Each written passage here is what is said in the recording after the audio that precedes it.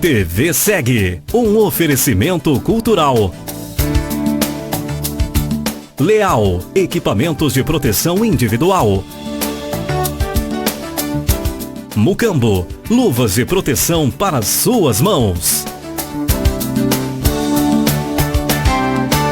Você está assistindo TV Segue, seu programa informativo de prevenção e segurança no trabalho, no trânsito e no lar. Hoje no Papo Seguro estamos recebendo o engenheiro Renato Monteiro. Ele é coordenador da Comissão de Estudos do CB32 de lava-óleos e chuveiros. Como é que vai, Renato? Tudo bem? Tudo bem, Raul. Prazer estar aqui com você. O prazer é todo nosso em recebê-lo. Renato, bom, antes de a gente começar a falar sobre as normas que estão sendo feitas, eu gostaria que você explicasse um pouco o que são os lava-óleos, depois o que são os chuveiros, né, ou vice-versa, fica a seu critério, e quais são as aplicações deles na indústria. Muito bem, Raul. Os chuveiros e lava-óleos de emergência são equipamentos de proteção coletiva, e coletiva porque o mesmo equipamento pode ser usado por mais de uma pessoa, mas ao mesmo tempo eles também são um equipamento de proteção individual, porque quando você usa, só uma pessoa pode usá-lo.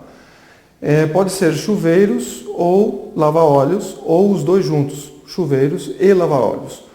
E esses equipamentos servem para quê? Quando um trabalhador sofre um acidente com substâncias químicas que são recebidas na pele ou nos olhos, esse trabalhador tem 10 segundos para ir até um chuveiro ou lava-óleos e receber uma quantidade de água abundante por 15 minutos para ele poder ter uma descontaminação completa e evitar com isso uma lesão na pele ou uma lesão nos olhos. Ou seja, ele tem 10 segundos para chegar no equipamento depois que aconteceu o acidente. E então provavelmente o equipamento não pode estar muito distante, né, dele. Esse que é o ponto principal que nós estamos querendo trabalhar com a norma, porque muitas vezes nas indústrias eles colocam os chuveiros e lava-óleos em pontos perto das áreas de risco, mas às vezes tem obstáculos ou tem outras coisas que não permitem que o trabalhador chegue em 10 segundos ao equipamento. E por que 10 segundos? Isso foram feitos estudos da Associação de Normas Americana, a ANSI, e que determinaram que 10 segundos é o tempo que, se a substância cai na pele, até 10 segundos não vai ocasionar nada de lesão. Após 10 segundos começa a ter uma lesão na pele ou nos olhos, no tecido dos olhos. Então ele tem 10 segundos para receber a quantidade de água, seja dos chuveiros ou do lava-óleos. E depois ele tem que ficar durante 15 minutos. Exatamente. E muitas vezes as pessoas não sabem dessa quantidade de tempo, porque realmente você vai ficar um pouco, acha que já está bom, mas não está realmente. Você tem que ficar durante 15 minutos para poder efetivamente limpar e descontaminar os seus tecidos ou os óleos de qualquer contaminante ou substância química. Quem está nos assistindo pode falar, então se acontecer algum produto químico, eu vou para o chuveiro de casa, e com isso é suficiente para eu não me queimar ou atingir minha pele. Existe uma diferença entre o chuveiro de casa e um chuveiro industrial? Muita diferença. Logicamente o chuveiro de casa ele foi desenhado por uma certa vazão de água. Os chuveiros de emergência que estão instalados nas indústrias, que devem ser instalados nas indústrias, é um chuveiro específico que tem que ter uma vazão mínima de 75 litros de água por minuto. Então é uma quantidade de água muito grande que tem que cair sobre a pessoa que foi acidentada. E ele tem que ter uma certa altura e uma certa cortina de água sobre a pessoa que sofreu o acidente. Então é um chuveiro desenhado especificamente para situações de emergência. E, estou imaginando algum acidente. Todo tipo de produto químico ou algum específico, tem alguma limitação? Porque uma pergunta que às vezes a gente imagina, né? Por exemplo, dependendo do produto químico, a água não vai ser suficiente para... Só a água Não, a água é o solvente universal e independente do tipo de substância química que o acidentado receba na sua pele ou nos olhos, a água é o elemento que vai realmente fazer a descontaminação. Mas é na quantidade que você tem que ter a água caindo sobre a pele ou lavando os olhos. É uma quantidade muito grande de água, que não, mesmo sendo um ácido sulfúrico ou uma soda cáustica, não vai reacionar com a água vai realmente lavar e como tem uma vazão específica, ela vai realmente fazer uma lavagem da pele da pessoa ou dos olhos da pessoa e não vai permitir nenhuma reação dessa substância com o tecido do acidentado. Então a água é o melhor solvente para esses casos, o melhor fluido de lavagem. E, bom, a gente imagina a pele, né? A pele foi contaminada com algum produto químico, ácido sulfúrico, por exemplo, e você coloca. Isso é uma coisa. Agora, e os olhos? Porque os olhos me parecem que são muito mais sensíveis do que a pele. Exatamente. E tem uma vazão diferente? Tem algum procedimento diferente? O procedimento é o mesmo. Você tem 10 segundos para ir até o lava-olhos, você tem que acionar o lava-olhos, abrir os olhos e o lava-olhos tem que fornecer uma quantidade de 1,5 litros por minuto de água potável sempre. E com essa vazão é suficiente para realmente lavar os olhos de qualquer tipo de substância química presente na pessoa. Qualquer produto químico? Qualquer produto químico. Isso foram feitos muitos testes, estudos por essa associação americana e inclusive foi quando eles escreveram essa norma americana que realmente para determinar qual vazão, quanto tempo, para que realmente a pessoa tenha a descontaminação necessária. Então, quer dizer, numa indústria química, por exemplo, tem que ter vários equipamentos desses espalhados. Vários. Geralmente esses equipamentos são destinados à indústria petroquímica, à indústria química, às indústrias de alimentos, às indústrias farmacêuticas e mesmo laboratórios de escolas, laboratórios de universidades ou institutos de pesquisa, onde você tem algum manuseio, algum risco de alguma substância química poder cair para você ou cair nos seus olhos, você tem que ter um lava-olhos ou um chuveiro perto de você. Bom, nós estamos vendo a necessidade, né? Mas existe alguma norma regulamentadora do Ministério do Trabalho que especifique o tempo, por exemplo? Você citou o tempo, provavelmente tem a ver com a norma, mas existe alguma legislação no Brasil referente a isso? Não, infelizmente no Brasil não existe uma norma brasileira específica para chuveiros e lava-olhos de emergência que coloquem todos esses requisitos de onde deve estar, de que característica que tem que ter o chuveiro, lava-olhos, etc. Isso no Brasil ainda não existe e é uma coisa que nós estamos trabalhando. Ou seja, toda a utilização disso é por causa das experiências que as empresas têm na prática, porque não existe nenhuma imposição legal com relação a isso. Não existe.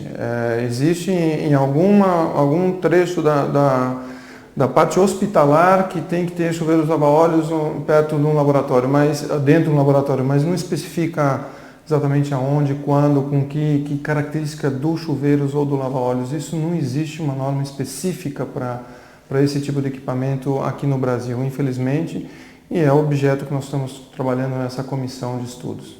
Agora, desculpa a ignorância, mas a pessoa vai embaixo do chuveiro, ela tira a roupa?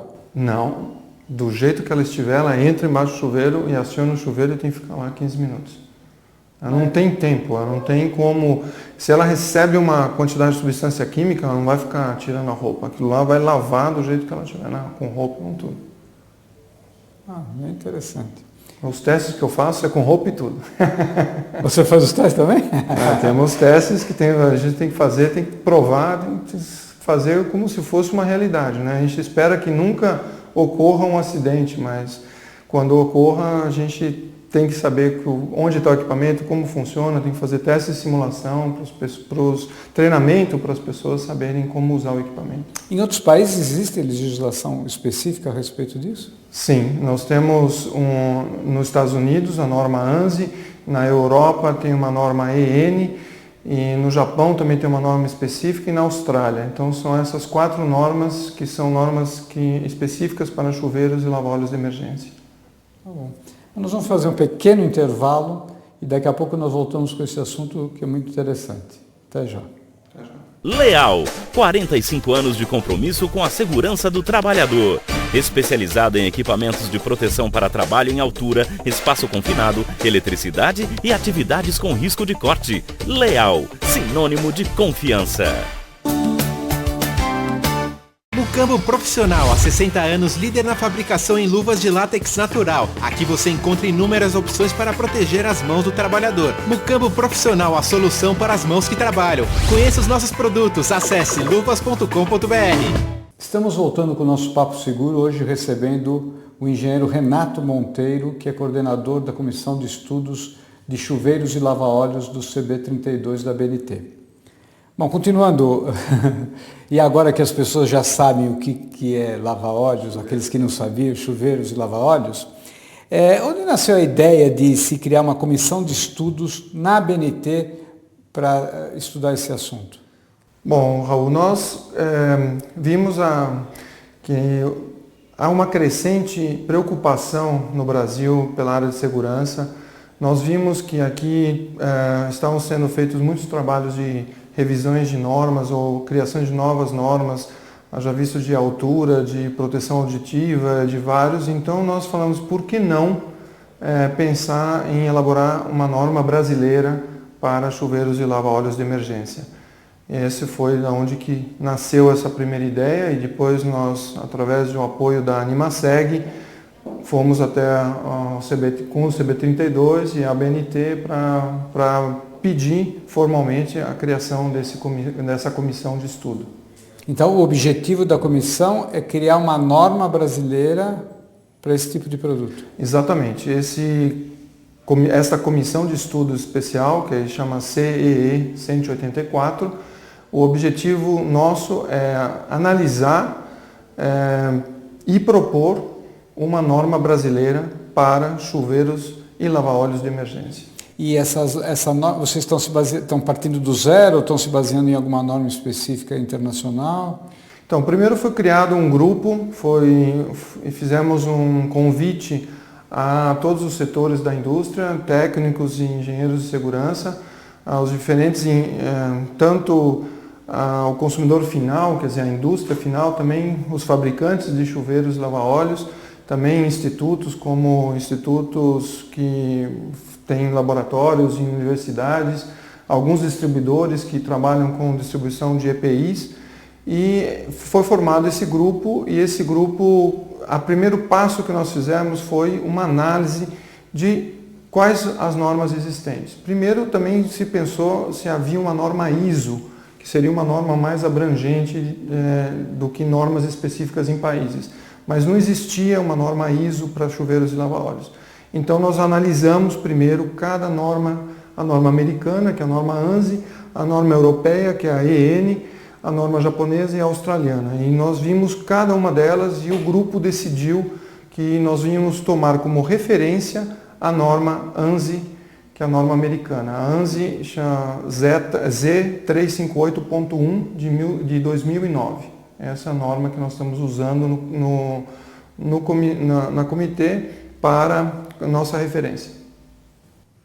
Aqui está baseada, a norma brasileira vai ser baseada nessa daí? Nessa norma americana, porque a BNT pede sempre para a gente ter uma norma como referência, a gente decidiu que essa vai ser a norma adotada, uma norma americana, e ela é muito completa, foi feita desde 1986, e ela já está em várias revisões, a revisão última é a de 2009, e nós estamos utilizando essa norma americana ANSI como nossa referência. E você falou que foram convidadas pessoas como toda norma tem que ser feita, né? Foram convidadas pessoas de várias áreas, de laboratórios, de institutos de pesquisa, de consumidores. E quem tem participado das reuniões?